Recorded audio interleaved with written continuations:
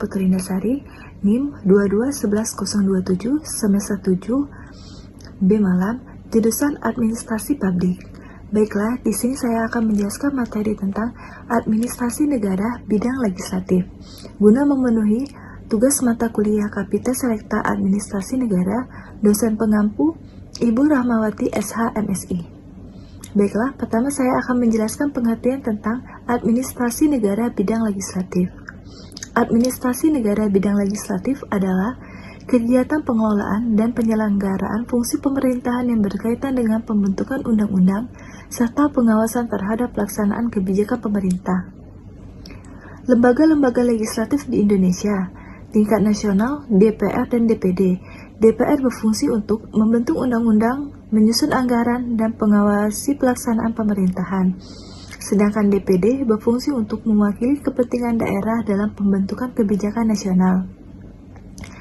Tingkat daerah provinsi, DPRD provinsi, bertugas untuk menetapkan perda bersama gubernur dan mengawasi pelaksanaannya. Tingkat daerah kabupaten atau kota, DPRD kabupaten atau kota, berfungsi untuk membentuk peraturan daerah dan mengawasi kebijakan pemerintahan daerah. Proses administrasi dalam bidang legislatif. Pertama, perencanaan program legislasi nasional. 2. Penyusunan dan pembahasan RUU. 3. Administrasi persidangan. 4. Pengelolaan keuangan dan kepegawaian sekretaris DPR, DPD, DPRD. 5. Pengawasan dan evaluasi kinerja pemerintah. Peran administrasi dalam mendukung fungsi legislatif. Pertama, menjamin tertib dokumen dan arsip hasil sidang serta proses hukum. 2. Meningkatkan efisiensi kinerja anggota legislatif melalui sistem manajemen informasi.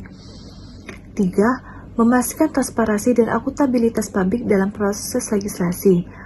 4. Memfasilitasi partisipasi masyarakat dalam pembentukan kebijakan publik.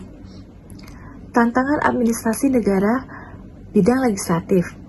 Kurangnya koordinasi antara lembaga legislatif dan eksekutif, proses legislasi yang panjang dan birokratis, rendahnya partisipasi masyarakat dalam penyusunan undang-undang. Tuntutan digitalisasi dan transparansi proses legislasi. Upaya peningkatan administrasi legislatif.